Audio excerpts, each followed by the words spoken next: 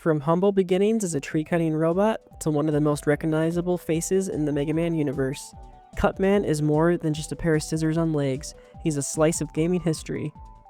In today's episode, we're digging deep into the story, strategy, and legacy of this iconic robot master. Let's get started. Cutman made his first appearance in 1987's Mega Man for the Nintendo Entertainment System, an era when side-scrollers reigned supreme and boss fights were brutal.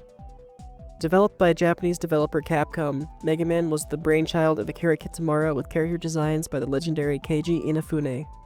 Cutman's origins are rooted in practicality.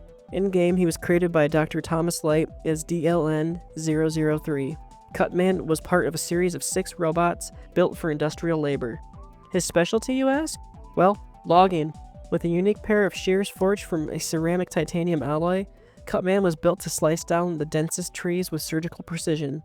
But when Dr. Light's colleague, Dr. Wily, went rogue and reprogrammed the robots for world domination, Cutman was turned from helpful handyman into a lethal adversary. This twist in the story laid the groundwork for what would become one of gaming's most famous hero vs. boss dynamics. Let's talk about Cutman's look. It's deceptively simple, but packed with character. With the Robot Master standing around 4 feet tall, Cutman's orange and white color scheme immediately grabbed your attention. He was designed to be easy to distinguish on the NES's limited color palette, but even today, his color contrast and symmetrical shape make him pop off the screen. The rolling cutter on his head isn't just for flair, it's functional. When thrown, it arcs through the air like a boomerang before returning to him. This weapon is designed not only to reflect his logging roots, but to offer a strategic challenge to the player. And here's a fun fact. His blade was originally conceptualized to be retractable, but the idea was scrapped to keep the design clean and readable on the NES hardware. In battle, Cutman's not just some pushover. His AI in the original game is basic by today's standards, but surprisingly effective. He jumps around the screen and hurls his rolling cutter in a tight arc, catching players off guard if they don't stay mobile. The stage itself is filled with verticality and tricky enemies before you even get to the boss, perfect for setting the tone of the game. Players who choose to face him first often find the challenge manageable, but not without risk. The real game changer? Cutman's super arm. With it, you can hurl heavy blocks found in Cutman's arena and defeat him with just 2 hits.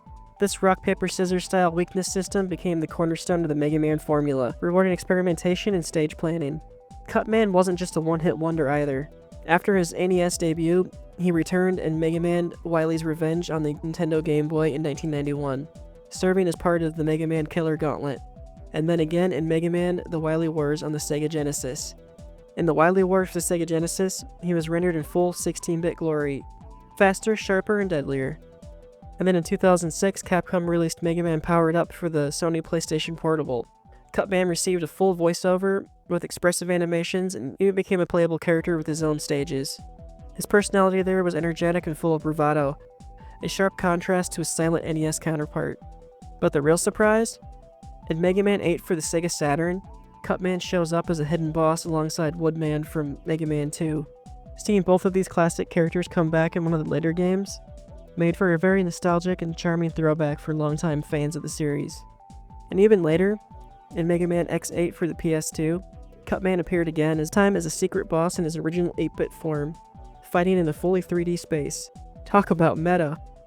In the 1989 animated show Captain N the Game Master, there was a character named Cutman that appeared, though his personality and character design were pretty far off model. Then came Mega Man's cartoon in the 1990s. In this series, Cutman returned as comic relief. Voiced with a dynamic flair, he often teamed up with Gutsman in a classic bumbling henchman fashion.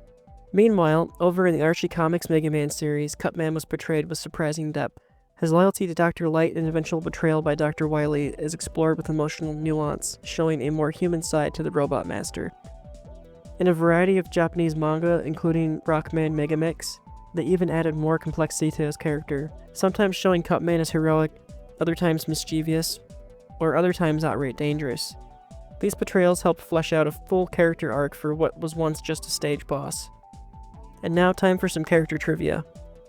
Cutman was almost given 2 sets of blades, instead of just the one on his forehead, but the design was deemed too cluttered. Unlike many Robot Master weapons, Rolling Cutter can be used repeatedly without cooldown, giving players an edge in the game. The Rolling Cutter is super effective against Elecman, one of the toughest bosses in the original NES game, making him a very popular early game target. In one manga series, Cutman has admitted that he hates playing rock, paper, scissors because he always picks scissors. He's even been said to enjoy haircuts according to a Japanese character profile. Talk about leaning into the theme. But maybe the most surprising fact comes from series creator Akira Kitamura himself. In a 2011 interview, he shared this tidbit. When I first created the world of Mega Man, but before I knew what the gameplay systems would be, originally there was no Mega Man, no Roll, no Dr. Light. Cutman was the hero. I imagined a game where you'd use those scissors in his head to cut down enemies and other obstacles as you progressed through the stages. Man, imagine a world where Cutman was the face of the franchise instead of the Blue Bomber. It's one of gaming's great what-ifs, I guess.